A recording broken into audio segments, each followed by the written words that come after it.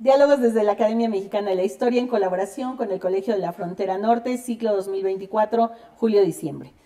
La Academia Mexicana de la Historia tiene el compromiso de impulsar, desarrollar, fortalecer y difundir los estudios históricos de nuestro país. Este ciclo se suma a estas tareas fundacionales de la institución, evocando la memoria de sus integrantes, de las y los miembros de número, de corresponsales en México y el extranjero, así como de historiadoras e historiadores eméritos y honoríficos, quienes compartirán con nosotros enunciados, anécdotas y hallazgos de sus investigaciones históricas en diálogos desde la Academia Mexicana de la Historia. Mi nombre es Araceli Almaraz, investigadora del Colegio de la Frontera Norte y académica por Baja California de nuestra asociación. En esta cuarta sesión del ciclo 2024, julio-diciembre, nos acompaña la doctora Adeline Rucquois, académica de nuestra corporación por Francia.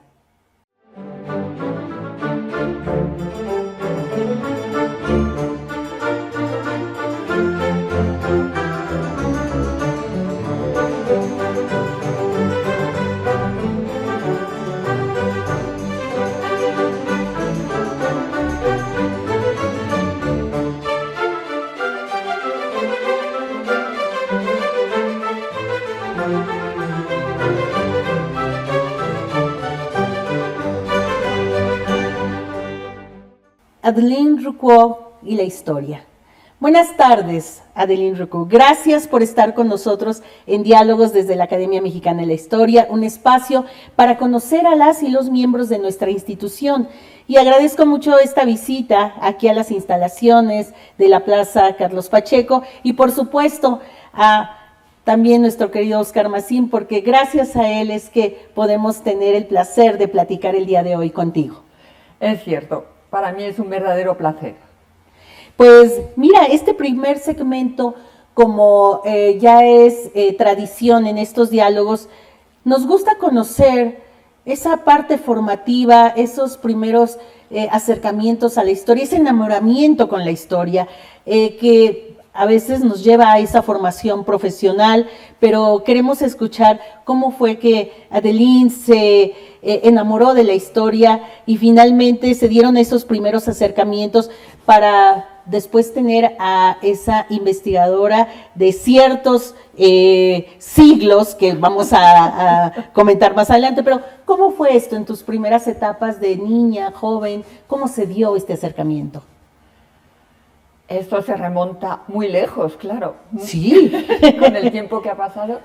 Yo creo que el primero que me dio el gusto de la historia fue mi abuelo materno, el único que conocí, que era originario de Argel, los que llamaban en Francia los pieds noirs, los franceses que afincados en el norte de África, y a él le encantaban la historia y los gatos. Wow. Entonces me legó ambas cosas. Lo más lejos que puedo remontar en mis memorias, siempre iba pidiendo libros, no tanto de historia, cuando tenía 7, 8 o 9 años, sino de arqueología. Quería ser arqueóloga. La historia del descubrimiento de la tumba de Tutankamón, eso era estupendo. Llegó un momento en que llegué a la conclusión de que se sabía todo del Egipto antiguo, de Roma, de Grecia, y empecé a interesarme por los mayas. Ah, mira. Sí, los aztecas, y pedía libros sobre los mayas, los aztecas. Bien, esto fue una larga, de varios años discusión con mi padre. Quería que estudiaras otra cosa. Claro, hija mía, arqueología no es una profesión para una mujer, tienes que poder sustentarte a ti misma, y entonces nada de arqueología. Incluso me hizo encontrar a un viejo arqueólogo que debe ser de la época que trabajaba él. La edad me parecía que tenía 1000 años, el hombre. Que no, que efectivamente me dijo que no era una profesión para mí. El último año de mis estudios secundarios con mi padre llegamos, él y yo tenemos el mismo carácter. Teníamos, porque el pobre ya no está. Entonces llegamos a un acuerdo. Me dijo, mira, si todavía quieres hacer arqueología, te pago los estudios hasta el doctorado siempre y cuando hagas antes una licenciatura de lo que quieras. Claro, lo más lógico era historia. Y me matriculé en historia. Muy bien. En historia, en esa época en Francia, el primer año de historia era historia moderna y contemporánea, con lo cual para mí pues era seguir con las clases prácticamente con la escuela. El año siguiente, antigua y medieval. Y finalmente lo de antigua me interesó muchísimo menos que la historia medieval, porque se sabía mucho menos. No se sabía cómo vivían, no se sabía cómo pensaban, cómo eran las ciudades, o sea, desde entonces se han hecho muchos estudios, pero en esa época era terra incógnita prácticamente. Y ahí descubriste ese espacio donde podías hacer muchas cosas. Exactamente. Descubrir. Y encima el catedrático, el profesor que nos daba pues las clases magistrales, hablaba de España medieval. Nadie en Francia trabajaba sobre España medieval. Con lo cual todo el mundo llegaba a la conclusión de que esto no servía para nada, por lo menos no iba a servir para hacer una carrera en Francia. Y bueno, lo hacían porque era el catedrático, pero... Y en cambio a mí me pareció muy interesante, porque a veces nos escribía cosas en la pizarra en árabe. O sea que era cada vez más exótico. Claro. Y tú tenías además ese lazo con Argel, ¿no? Mi abuelo no, lo había dejado mucho antes de que yo naciera, porque él había hecho la Primera Guerra Mundial. Y al salir de la Primera Guerra Mundial, ya quería el Mediterráneo, pero no el Mediterráneo argelino. Se instaló en Cannes, ciudad del festival. Y claro, mis padres, cuando ya yo tenía 3 años, se instalaron al lado. O sea, yo he crecido en la Costa Azul. Ah, mira. A orillas del Mediterráneo, por eso mis paisajes pues son los olivos, los cipreses, o sea, y ese clima mediterráneo y el color del mar. Y entonces descubres esta posibilidad, nadie lo estaba estudiando, era un campo fértil para ti.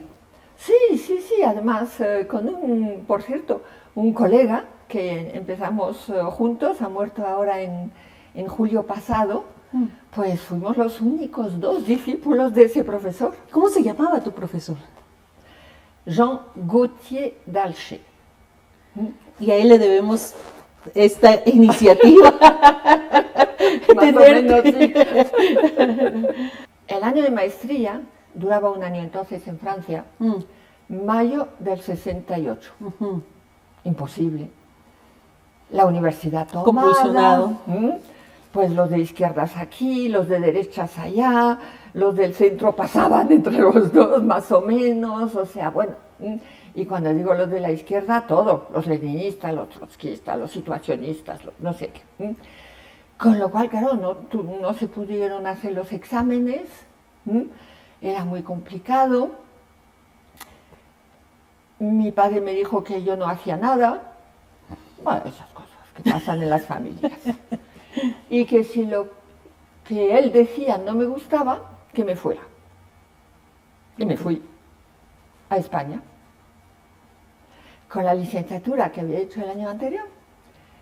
Y me busqué la vida, porque yo español nunca lo estudié. La verdad es que lo hablo porque lo hablé en la calle y tal, porque lo viví.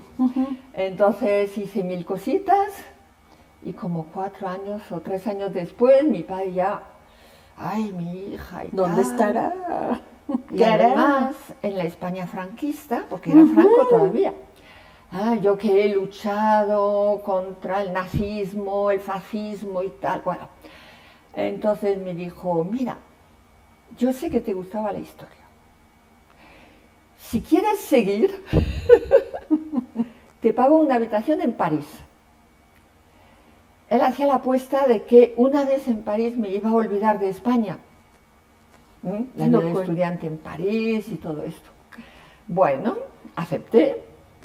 Me matriculé en la Sorbona, no tanto porque hubiese un profesor especializado, no había ninguno, pero sabía que, porque presenté un tema sobre España, me iba a abrir más puertas en España en los archivos.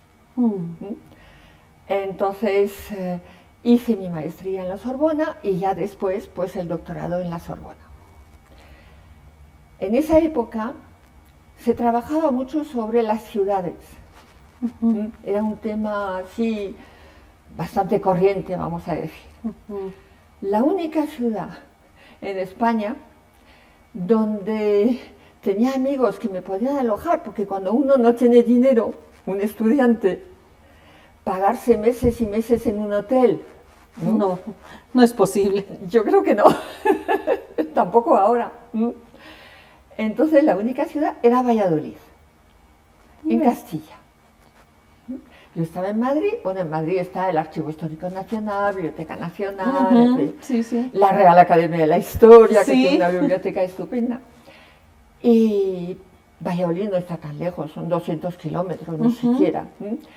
Y entonces pues empecé a trabajar sobre Valladolid. Hice mi tesis sobre Valladolid desde su fundación a finales del siglo XI hasta los Reyes Católicos, que no abordé porque odio a Isabel la Católica, debo decirlo. Y ahí empezaste a hacer todo tu trabajo sobre desarrollo urbano, porque lo primero que te va a impulsar es cómo se van construyendo las ciudades, ¿no? Sí, como en algún momento una mera aglomeración se convierte en ciudad y la gente se siente de esta ciudad. Y la gente quiere ser los primeros en esta ciudad, llegar a gobernarla y tal. Pero pasando el tiempo, entonces se ve la evolución, se ve, pues duró más o menos un siglo, villa por villa, Valladolid en Castilla, y después como esto se difumina, porque se convierte en más importante ser los primeros en el reino que en la ciudad. Y Valladolid se convierte en capital, pero bueno, porque allí se instalan la audiencia, la chancillería, pero se ve que los que antes hubieran peleado para ser los primeros en Valladolid, ya peleaban para estar en el gobierno, letrados del Estado, vamos a decir. Cuando terminé la tesis, podía haberme dedicado a aplicar esto a todas las ciudades de Castilla, por ejemplo, Galicia, Asturias y tal. No me interesaba. Salió en ese momento en Francia un programa que financiaban, Génesis del Estado moderno. Bueno. Basado naturalmente en criterios franceses. Que más o menos cuando ya por las guerras del siglo XIII, las guerras entre reinos, hay que pedir impuestos, por lo tanto hay que crear una administración para recaudar los impuestos y tal, que es el inicio de la burocracia y por lo tanto lo que llamamos el Estado moderno. Entonces reuní un pequeño grupo, trabajamos durante 3 o 4 años sobre Génesis del Estado moderno en la península ibérica, porque claro, la Edad Media son 5 reinos, 4 si dejamos aparte Granada, que era musulmana. Entonces, ahora Portugal es independiente, pero para la Edad Media o se estudia uno o se estudian todos. Y lo que sobre todo me sirvió estos 4 años sobre la génesis del Estado moderno, para darme cuenta de que se utilizaba para entender la historia de España la bibliografía francesa de alguna forma. Se citaban obras que los franceses leían en el siglo XII o en el XIII, se decía, pues tal autor dice tal cosa, pero yo en las bibliotecas españolas nunca había visto ese autor. Y entonces había que ir a otras bibliotecas. Entonces dije, bueno, vamos a ver, aquí hay que hacer una historia cultural desde el principio. ¿Qué leen? O sea, que leen no solamente los libros para la Edad Media que se han conservado, sino también las citas. Supone que leen los autores que citan, si citan Cicerón o Séneca, bueno. ¿Qué escriben? ¿En qué campos del conocimiento escriben? cómo se sitúan frente a los demás en el mundo, de alguna forma. Una forma, cómo se cuentan su propia historia. Cómo se sitúan frente a Dios. También, para la Edad Media, en todo caso, es imprescindible. Y así, pues, con la ventaja de que era investigadora, pues pude indagar en todos esos campos, porque son muchos. Es derecho, es literatura, es arte, es historia, o sea, son ciencias, también el interés por las ciencias, pero así se descubre un país. Claro, y ahí ese fue, me imagino, un reto enorme. Estás hablando de Estado, poder, historia cultural, enseñanza, entonces se te abre toda una vía enorme de trabajo con tu equipo. Y si te parece, en el siguiente segmento, pues me gustaría que habláramos cómo vas hallando pistas en cada una de estas grandes carriles que te toca a ti ir abriendo para esta historia medieval. ¿Te parece bien?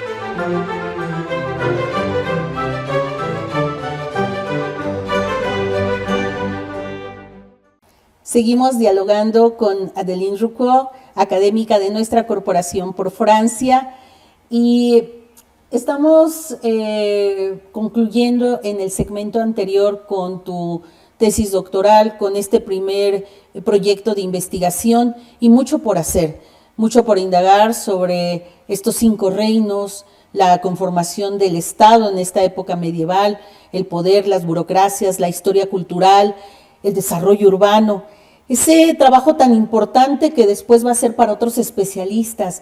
Pero ¿cómo vas perfilando cada uno de estos grandes ejes en este trabajo que pues se pintaba para 4 años, pero que me imagino se extendió por muchísimo tiempo más? De hecho, toda mi vida. Sigo trabajando sobre esto. No trabajo en equipo, entre otras cosas porque no interesa a mucha gente. Últimamente en Francia los que se interesan por España se interesan por la España musulmana. Es más brillante, es el califato de Córdoba, en fin. Bueno. Y además, yo creo que un buen trabajo histórico es la interpretación de un historiador sobre un tema. En equipo se puede hacer un diccionario, un coloquio, pero llega un momento en que hay que pensar el tema, interpretar la documentación que uno ha encontrado y buscar las respuestas.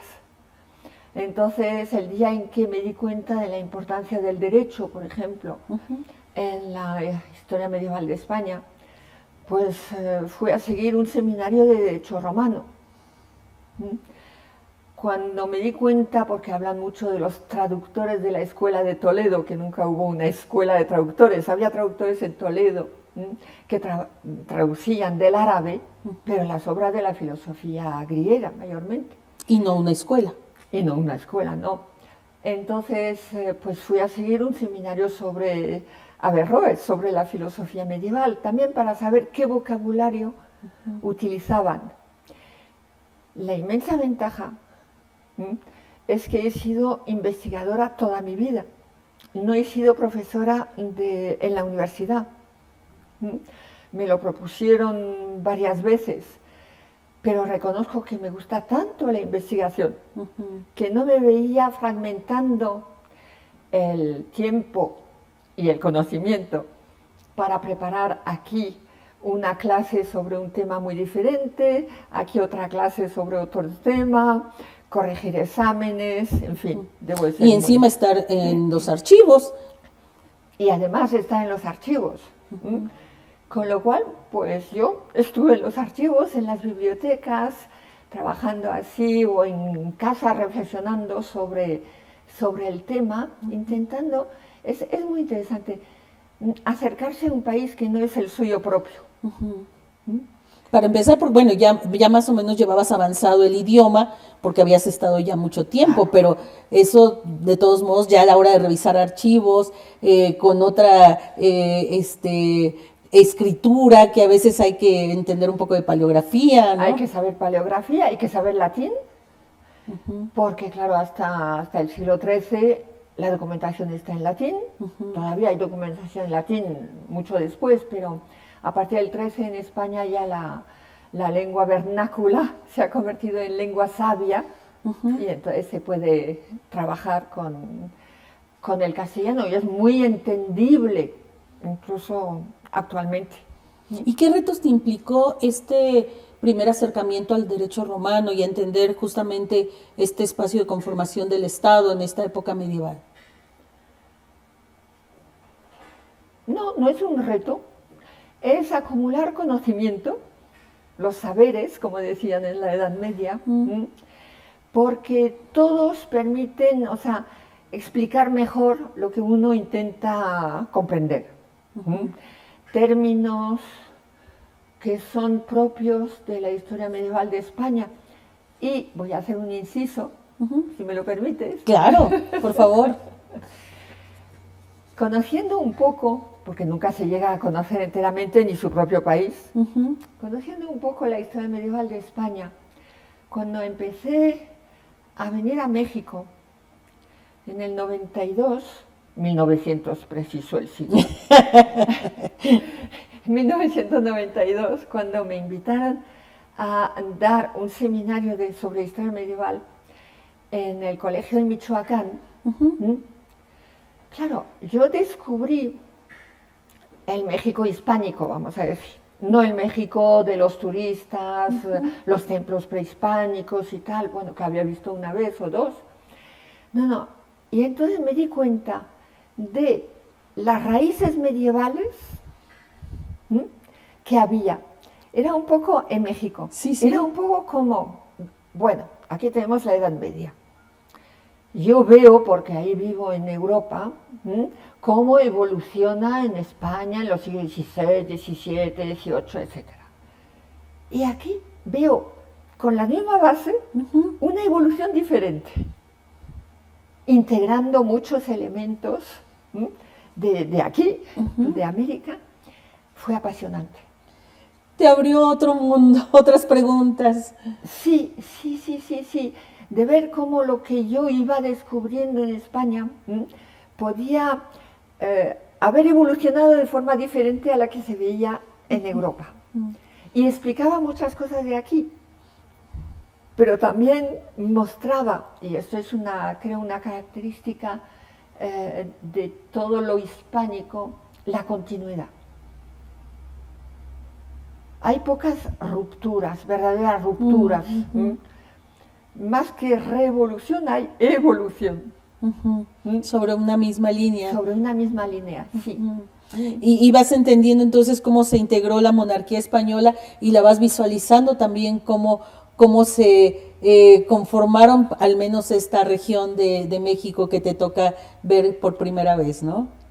Y gracias al doctor Oscar Mazin, pues, y el grupo que tiene de Red Columnaria. Claro, pues sí. Claro, encontré también gente, me invitaron para hablar de la Edad Media, o sea, de sus orígenes, de alguna forma, y al mismo tiempo yo aprendía sobre qué pasaba.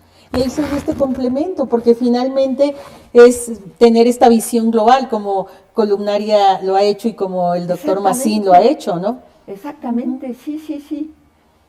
Y hace unos días en Cholula, por cierto, con los estudiantes de la profesora Lidia Gómez, pues hablando, yo les hablaba de la Edad Media y ellos mismos hacían el puente, vamos a decir, con lo que conocían. Y en este espacio de análisis, de reflexión y de acumular saberes, la monarquía española en la Edad Media te va permitiendo entender también entonces los virreinatos, pasas también a esta visión global o simplemente se da esa complementariedad entre los grupos de investigación. ¿Cómo se va ampliando esta red de estudiosos en ambos continentes? Eso ya depende de ellos. Yo les voy a hablar o les hablo de lo que sé de la Edad Media, lo cual, por cierto, la Edad Media española, del mismo modo que quizás para entender la historia de México hay que conocer un poco de historia medieval de España. Sí. Para conocer la historia medieval de España hay que remontarse al Imperio Romano.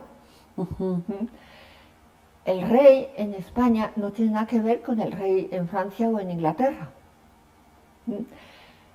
Los visigodos, los famosos visigodos, que cuando llegan a España son inmigrantes de la 7ª generación en el Imperio Romano, o sea que solamente hablan latín, son más romanos que los romanos, pero han aprendido, entre comillas, el poder en Constantinopla, con lo cual el poder es un poder imperial, incluso si se llaman reyes,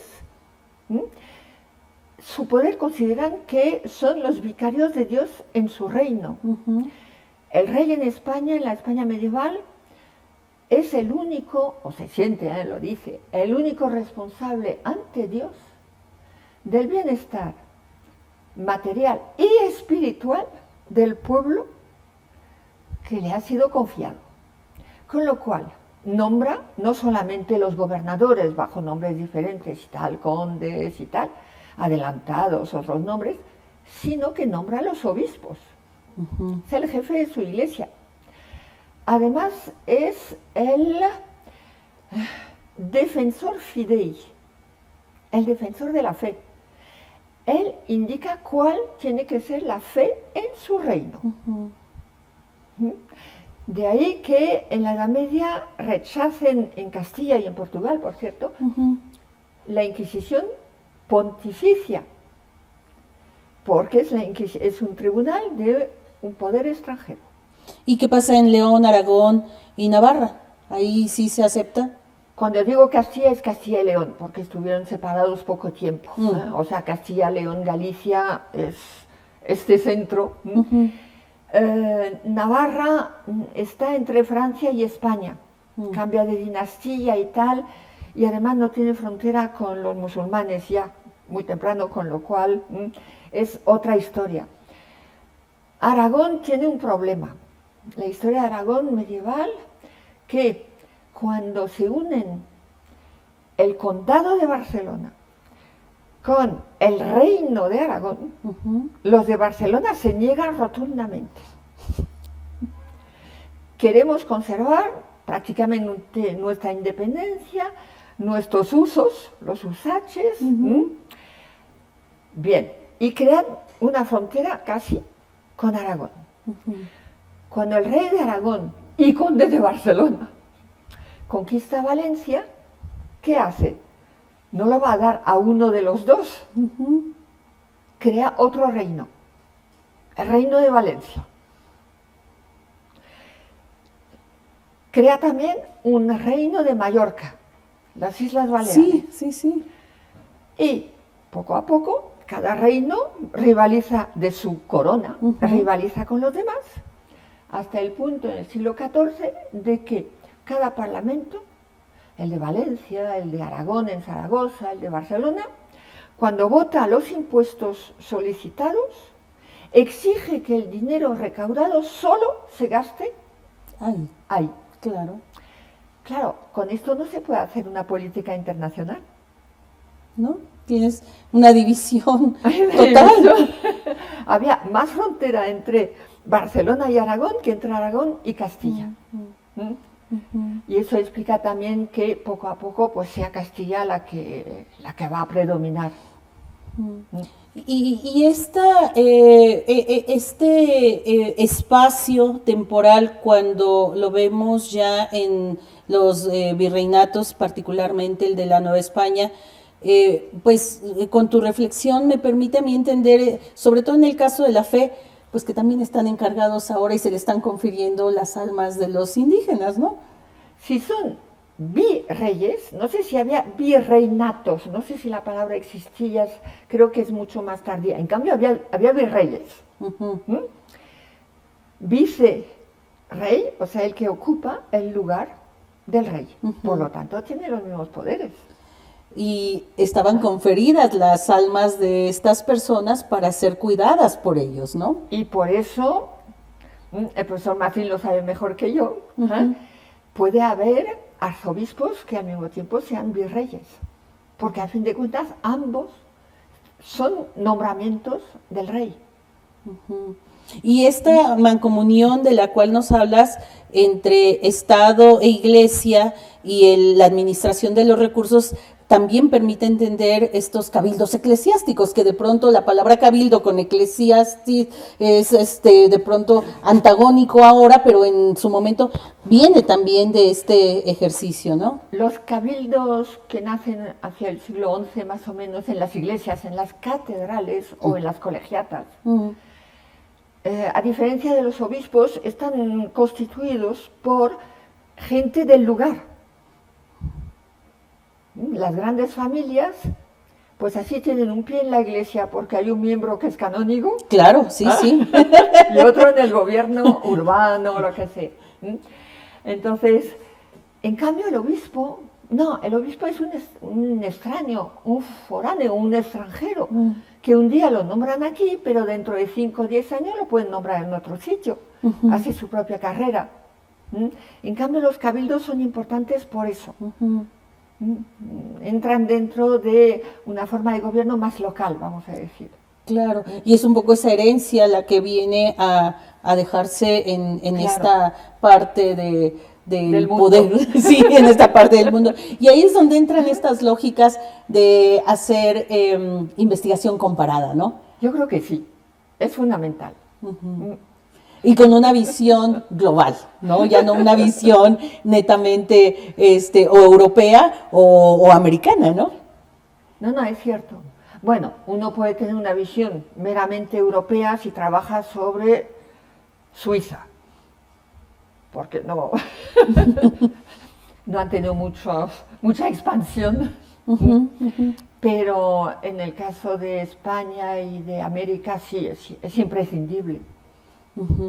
¿Qué ofrece los estudios de colegas que han abordado la parte americana a los estudios que se han abordado en la parte europea? ¿Cómo se da esta complementariedad de la que ya hablamos y de este esfuerzo por hacer estudios comparados? ¿Cómo lo recibe Adeline Rucua?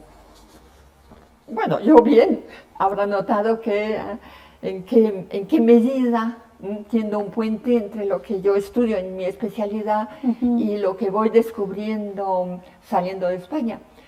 Pero debo decir que fuera de un pequeño grupo yo creo que no hay mucha complementariedad.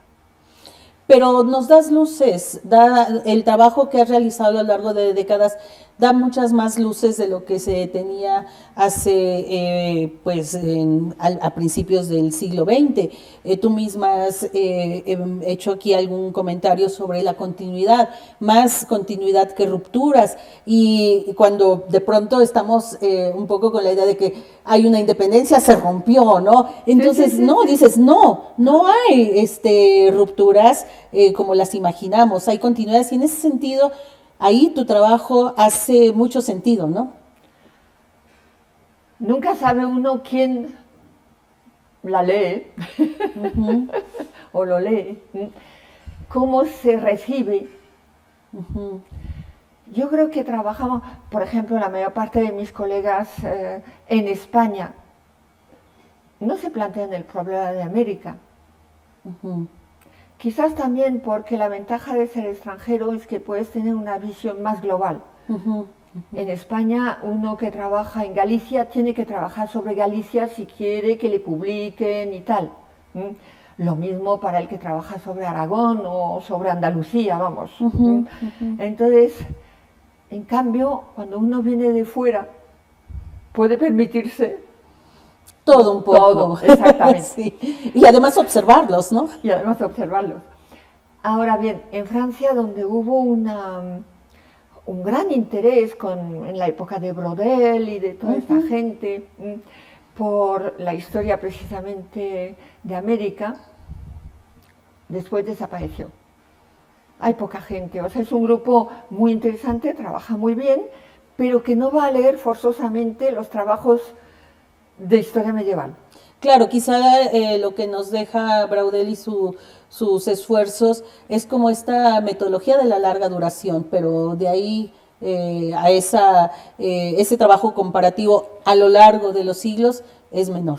Pues sí, se ha ido difuminando también.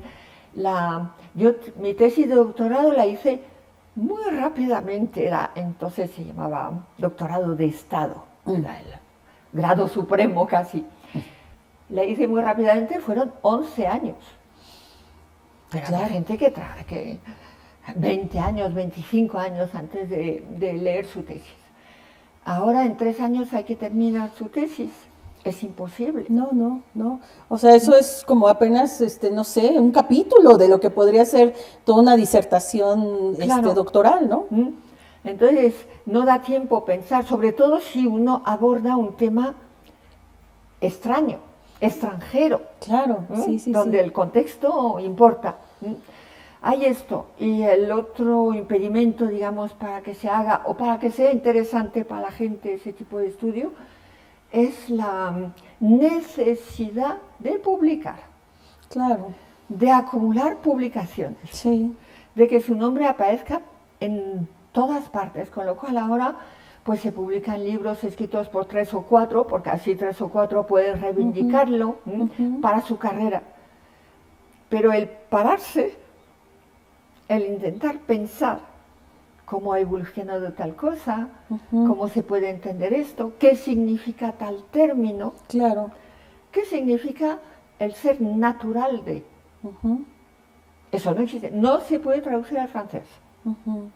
Y aquí sí. Claro, sí. Bueno, hasta naturalizarse, por ejemplo. Claro, sí. Entonces, claro, pues un día me planteé el problema y hay que remontarse al derecho que se enseñaba a partir del siglo XII, donde dividen el derecho en 3 niveles, el derecho que llaman civil, que nosotros llamaríamos positivo, que es el derecho de cada reino o cada principado, es el único que interesaba a los juristas medievales. Encima el derecho que se va a transformar en derecho del hombre, el derecho de las gentes, o sea, los derechos de todos los hombres por ser hombres. De los individuales, sí. Esto no se va a estudiar hasta el siglo XVI en la Escuela de Salamanca. Que es una referencia en los estudios de Derecho en España. Sí. Es el segundo nivel, vamos a decir, del derecho. El nivel superior, nadie lo estudia, es el derecho natural, el derecho que Dios ha dado a la naturaleza, o sea, a su creación. Dentro de ese derecho natural, el derecho divino, cuando uno dice que es natural se inscribe en ese derecho. Y solamente lo puedes entender una vez que has hecho todo este recorrido, ¿no? Y para hablar de continuidades también tienes que haber hecho todo este recorrido, porque si no, entonces no las entiendes. No, exactamente. Sí, y híjole, nos podríamos pasar muchísimo tiempo platicando sobre estos 3 niveles y en derecho, sobre los reinos, sobre cómo se van conformando en esta época medieval los reinos de España. Incluso ahorita con la reflexión que hace sobre Barcelona, entendemos mucho por qué la posición de Barcelona en la actualidad, ¿no? Sí, pero tenemos tiempos acotados. A mí me gustaría concluir este segmento con algo que medio comentabas al inicio de nuestro diálogo, que también tiene que ver con lo religioso, y eso me lleva al Camino de Santiago, y me lleva a las peregrinaciones y a el sentido de la penitencia, pero también de la pertenencia, ¿no?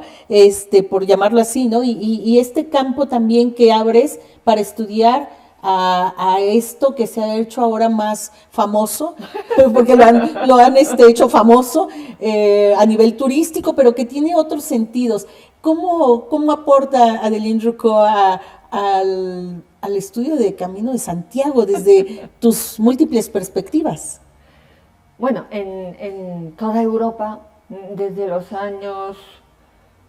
En Francia desde 1950, después a partir de los años 70, 80, hay asociaciones que trabajan sobre el Camino de Santiago, ayudan a los peregrinos, y un día me dijeron, oye, tú que conoces España, hablas español y tal, buscan a alguien que pueda trabajar sobre el camino, ir a congresos, dirigir una revista sobre el Camino de Santiago.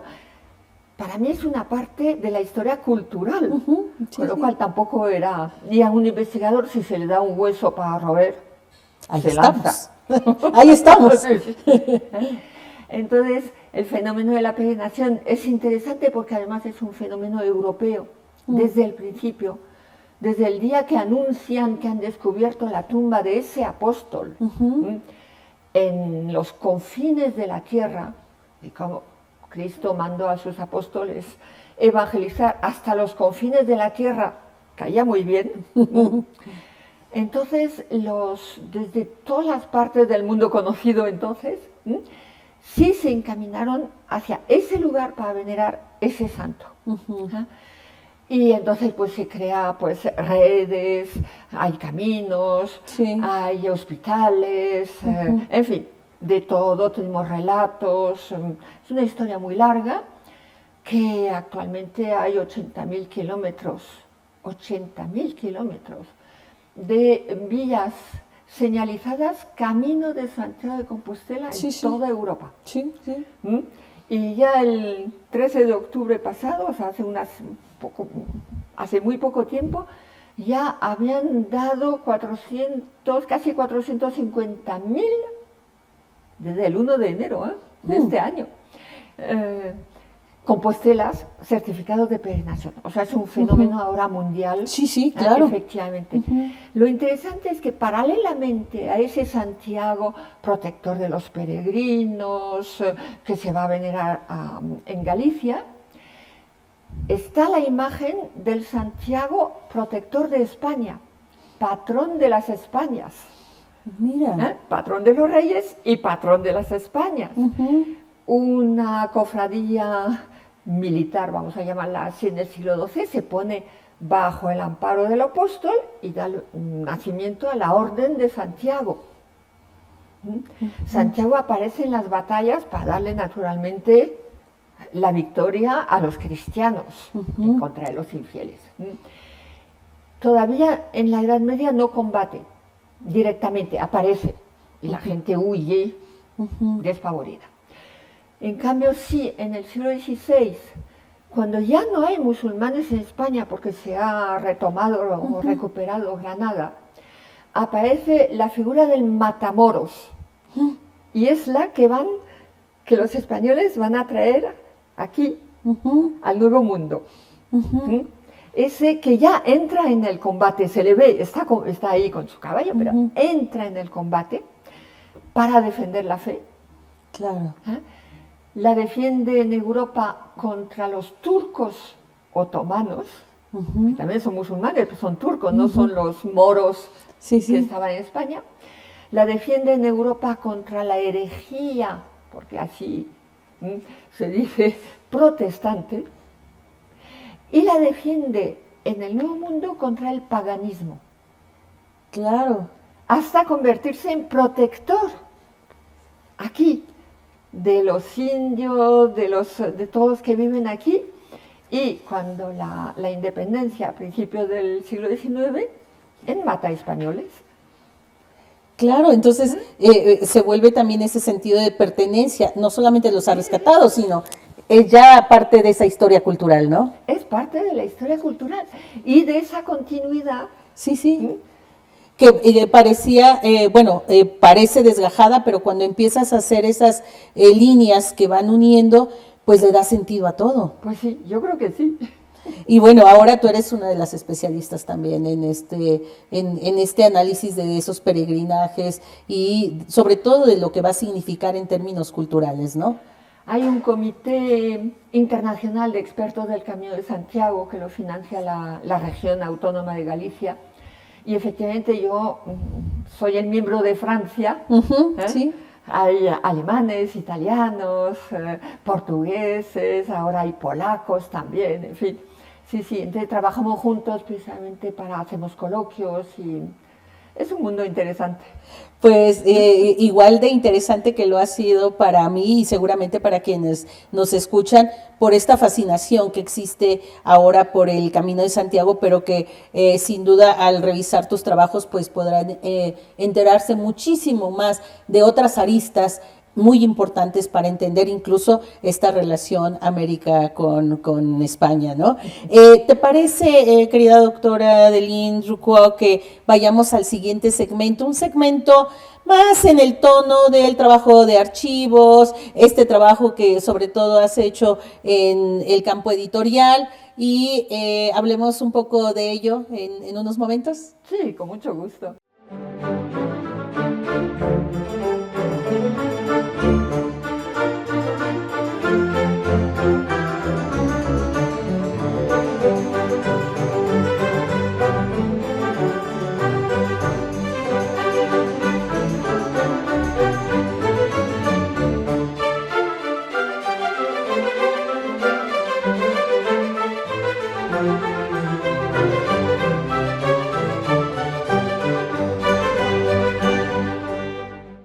Seguimos dialogando con Adeline Roucault, académica de nuestra corporación por Francia. En este tercer segmento me gustaría que nos hablaras de esas redes académicas que has ido construyendo a lo largo de pues, las últimas décadas, que muchas de ellas son muy fuertes, y más ahora con esta relación que se establece con académicos y académicas de nuestro país. Pero bueno, me gustaría comentar para quienes están escuchándonos que en estas redes, aunque ahora se extienden a nuestros y nuestras colegas, fuiste presidenta de la Sociedad Francesa de Amigos de Santiago de Compostela y del Centro de Estudios Compostelianos, como una red importante del trabajo que nos has relatado hace unos momentos. Por supuesto, miembro del Comité Internacional de Expertos del Camino de Santiago del Jacobeo.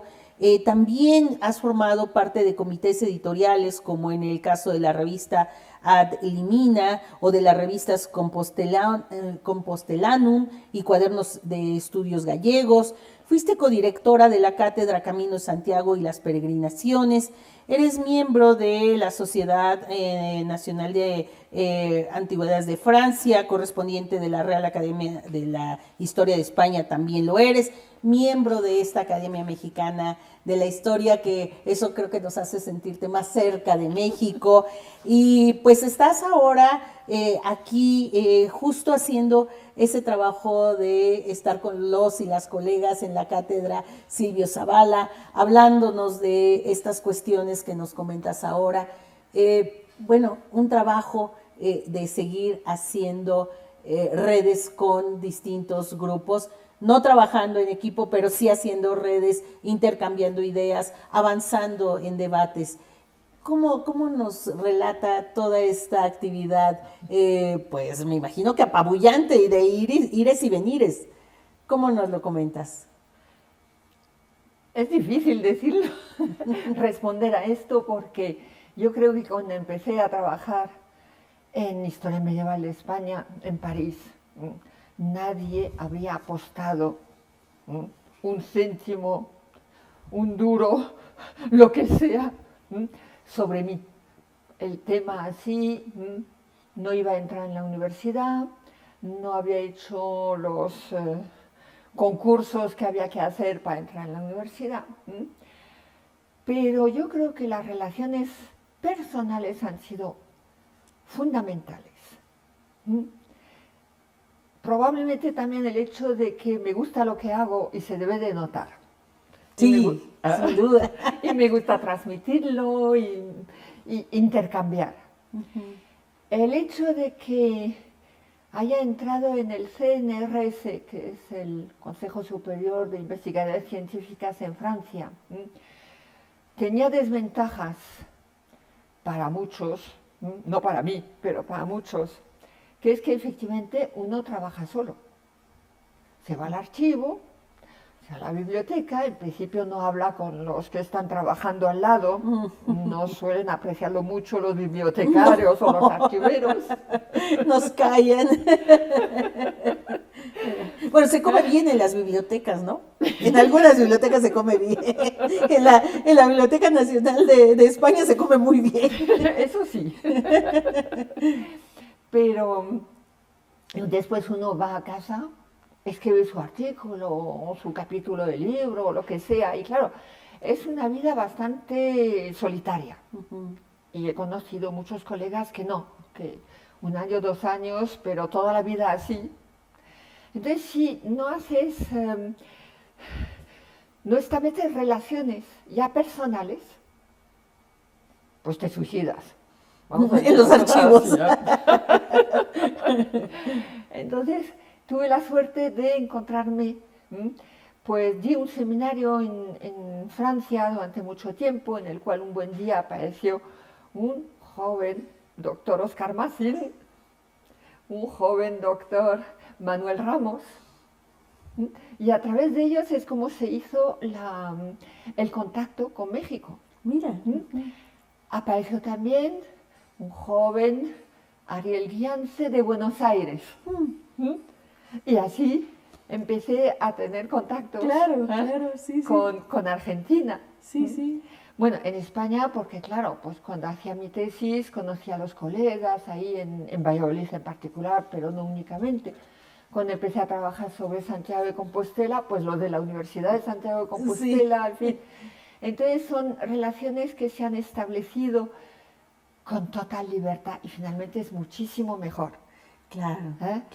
No conectar con fulano que forma parte de un grupo, con lo cual inmediatamente uno cae como enemigo del otro grupo. Claro, sí. O con una institución que te obliga a cierto tipo de reglas o normatividades, ¿no? Exactamente. Sí. Y a través de esas relaciones personales, pues, no solamente intercambiamos conocimientos, lo cual es lo más importante, podemos leernos unos a otros lo que escribimos en plena confianza, porque si no, nunca se sabe, vamos, dejas un trabajo no publicado que lo lea alguien, se podría utilizar si hay poca ética, sino que además, pues, ya son no solamente relaciones profesionales, vamos a decir, sino se convierten en relaciones personales. Claro, sí. Y uno aprende no solamente pues, los conocimientos, gracias a los conocimientos que se transmiten, sino a través de esos contactos uno aprende el país, el país donde está. Yo aprendí, no es una forma bien curiosa de decirlo, pero España de esta forma. Sí. Y México de esta forma también. Claro, porque al final si vas a un encuentro, un evento, se termina y pues se acabó. Quizá no vuelves a ver a ciertos colegas hasta que vuelve a haber otro congreso, otro coloquio, pero con los amigos uno siempre, amigos colegas o colegas amigos, siempre está uno en contacto, ¿no? Claro. Y siempre estás debatiendo y estás generando reflexión, ¿no? Y compartiendo saberes. Pues eso. Pero los eventos, los coloquios también pueden servir. Alguien que habías leído, que conocías solamente por sus obras, y descubres una persona encantadora con la cual pues ya empiezas a establecer una relación. Claro. ¿Y cómo se da la relación con, más allá de nuestros colegas que llegan a ser gente importante en nuestras vidas, por ejemplo, con estudiantes, con los grupos de jóvenes? ¿Tú qué le recomendarías ahora a aquellos estudiantes que están iniciando o ya tienen algo avanzado sus intereses sobre la época medieval en Europa o en particular en algún país? ¿Tú qué le recomendarías? ¿Qué archivos, ya que has estado inmersa en muchos de ellos, qué recomendarías para poder acercarse de una buena manera a estos jóvenes, a estas jóvenes? Bueno, en primer lugar les recomendaría lo que se recomendaba ya en la Edad Media, que viajasen, que saliesen de su medio, incluso de su país. Eso abre mucho la mente.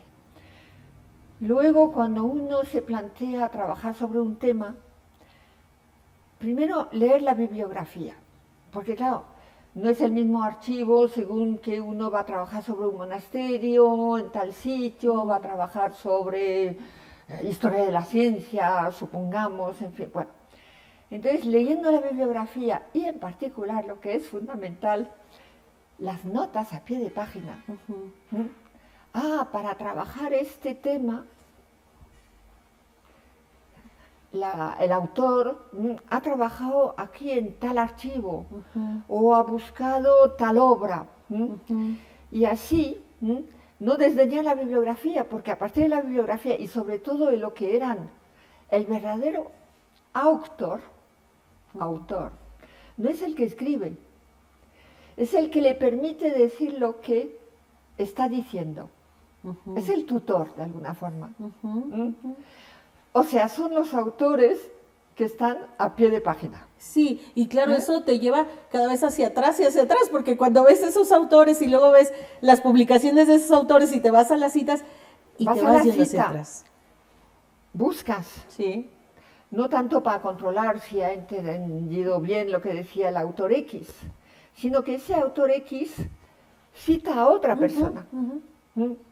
Y a partir de ahí ya te puedes hacer una idea. Primero es un tema conocido y no vale la pena una vez más volver sobre ello, porque en principio una tesis tiene que ser un tema original. O simplemente para método. Tú trabajas sobre un tema que nadie ha trabajado, pero necesitas saber cómo se puede abordar ese tema. Para eso también puede servir la bibliografía. Hay que empezar con la bibliografía antes de ir al archivo. Sobre todo que para historia medieval hay cada vez más fuentes publicadas.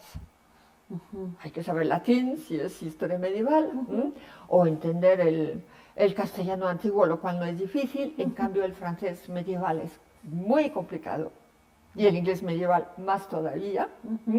Pero en el caso de España no hay, o de Portugal, no hay ese problema. Y entonces muchas fuentes ya están publicadas. Hay que leerlas, ya cuando uno ha encontrado más o menos lo que quería hacer. Y el archivo ya es cuando pues, uno se encuentra con que la cita esa pues reenvía a un archivo. Claro. Yo estaba buscando hace 2 años, 3 años, si existía el rito, un documento sobre el rito de toma de hábito de los canónigos regulares de San Agustín en la época de Santo Domingo, el fundador de los dominicos, porque se hizo canónigo regular en la diócesis de Osma. Buscaba. Bueno, pues a través de la bibliografía encuentro que hay 3 documentos más o menos de la época, o sea que me pueden servir, porque claro, pues si no nos alejamos mucho de fechas. Uno en León, en San Isidro. La biblioteca está cerrada a cal y canto. Ay, ay, ay. Bien. Voy a por el segundo, veo que está en la Biblioteca Nacional en Madrid. Entonces lo busco en los catálogos y no encontraba. Porque lo habían catalogado después de que se hiciesen los grandes catálogos. ¡Ay, qué barbaridad! Escribo a la responsable de la sección de manuscritos, ¿cómo puedo encontrar este manuscrito? Y maravilla, me dice, está digitalizado. ¡Ah, qué bien! Entonces, claro, es paleografía. Hay que poder leerlo en latín y en paleografía, pero pues así se hace una... Sí, bueno, ahora con todos estos medios que nos permiten, ¿no? Pero en el pasado pues era mucho más difícil, imagínate, y además, como tú dices, bueno, es estar viajando, pero pues estar sumergido en los archivos, ¿no?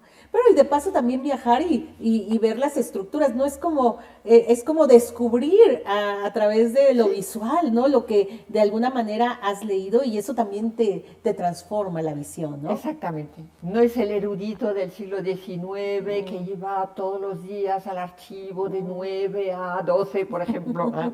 Sí. Pues...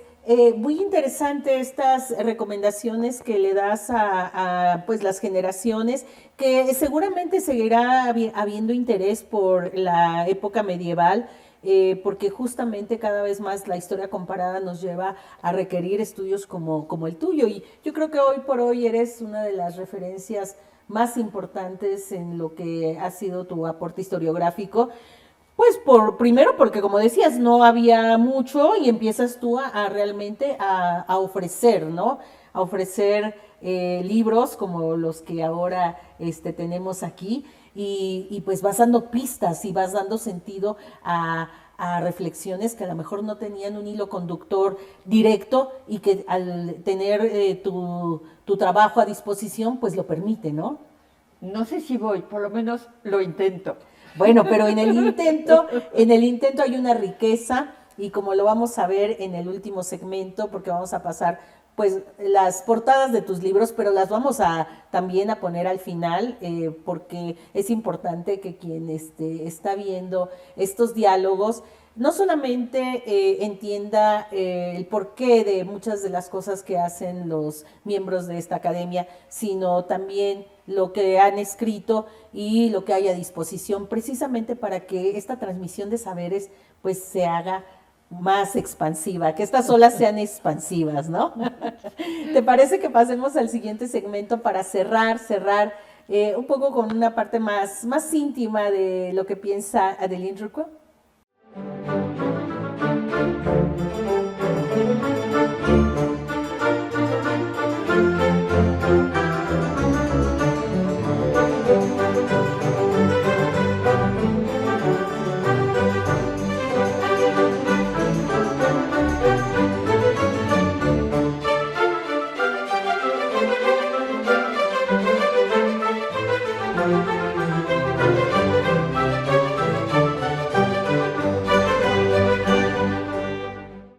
Me ha dado muchísima satisfacción escucharte, escuchar a una investigadora medievalista en estos tiempos no es muy común y la verdad es que me ha encantado dialogar, escuchar y yo creo que a quienes nos acompañan escuchar sobre tu propia formación y cómo se fue dando esta serie de intereses que te fueron llevando a temas apasionantes para ti. Y siempre este último segmento es el ocaso y yo siempre creo que trato de empujar un poco a esa introspectiva, a esa autorreflexión, porque nuestra vida académica de pronto puede tener reconocimientos de instituciones, de nuestras instituciones, de terceros, pero la satisfacción que uno siente por su trabajo, esa creo que no tiene un reconocimiento externo, esa creo que es la que nosotros nos hacemos de nosotros mismos y la que nos hace sentir también orgullosos de nuestro trabajo. Yo le preguntaría a Adeline Rucco, ¿qué piensa de esta larga trayectoria y de esas satisfacciones que te ha dado el archivo, esa salida de Francia, ese empuje de tu abuelo, ese recorrer los archivos, llegar a América, bueno, tenías 12 años que no regresabas a México y luego volver y siempre tener este intercambio con amigos que fueron colegas y ahora son importantes en tu vida? ¿Cómo leemos esas satisfacciones desde tu memoria? Ya entramos en otro campo. Sí. Yo la verdad, yo le doy gracias a Dios por haberme permitido llevar esa vida. Nunca habría soñado con esto, porque cuando uno es joven, pues también se imagina tener una familia y tal. No es que haya decidido nunca, no voy a tener familia, pero me doy cuenta de que todo lo que he hecho finalmente tiene una razón de ser. Todo se compagina y por eso tengo que dar las gracias. La historia realmente ha llenado mi vida, intentar comprender el hombre, varón y mujer, preciso, porque ahora hay que precisar. No soy filósofa, no he abordado el tema desde la filosofía, lo he abordado buscando pues entenderlos a través de cierta historia, porque tampoco es toda la historia. Y esto te abre la mente Y cosa que no es inesperada, viajar, encontrarse con gente tan diferente en tantos países, ver que lo que te parece a ti se puede interpretar de tal forma, interesa, incluso puede tener unas consecuencias. Yo lo único que puedo hacer es dar las gracias. O sea, es que si me muero ahora mismo, no lamento nada. A lo mejor debería. Pero bueno, no, la impresión general es, mientras pueda, seguir investigando, seguir intentando comprender, sin juzgar, porque un historiador no es un juez, sino, y a través de los viajes, no solamente entender en el tiempo, sino entender también mis contemporáneos, mis coetáneos. O sea que yo creo que lo único que puedo decir, no volver sobre tal o cual acontecimiento, porque todos, un día y precisamente en Santiago de Compostela, de repente todos, entendí por qué la historia medieval, por qué España, y por qué me encontraba ese día a las 7 de la mañana en la Catedral de Santiago. O sea, ahí la continuidad que decía de la historia, la tengo en mi vida. Y mira, yo a través también de tus palabras, también ahora recuerdo cómo en algún momento nos obligaron a dividir las ciencias sociales, además de enseñarnos rupturas por fechas, ¿no? Hay una fecha, entonces se rompe algo con ese pasado, lo que pasó antes de esa fecha y lo que vino después, que no es tan así. Pero también en las ciencias sociales y con lo que ha sido tu obra y tu trayectoria y cómo fuiste abriendo todos los caminos para la historia medieval de España y esta visión de Europa, volver a unir a las ciencias sociales, ¿no? Y a las humanidades también, de alguna manera, ¿no? Y en la historia de España, como había judíos y musulmanes, pues integrarlos también. Claro. Que piensan, que escriben y tal. Y yo creo que es la máxima esa muy conocida de nihil humanum alienum est, nada de lo humano me es ajeno. Debe ser lo que ha guiado sin que me diera cuenta esa investigación. Es una investigación sobre el ser humano. Claro. Pues yo te agradezco enormemente, Adeline Roucault, por estos momentos, por este tiempo, por compartirnos la memoria de tu trabajo profesional, pero también la memoria de la mujer, la investigadora que es hoy y que sin duda habrá que referir en nuestros trabajos cuando requeramos de esa historia de larga duración. Muchísimas gracias. Gracias a ti. Infinitas gracias y a la academia. Sí, que claro. me hizo el honor de hacerme miembro cuando no me merecía, pero sí. No, claro que es merecido. La verdad es que esta academia es muy generosa para todos nosotros porque nos permite presentar nuestros trabajos, hacerlo visible, pero yo estoy muy contenta porque me ha permitido justamente abordar desde este otro ángulo y proponer un proyecto que es recuperar la memoria visual de sus integrantes, como tú, integrante por Francia. Muchas gracias. Gracias a ti.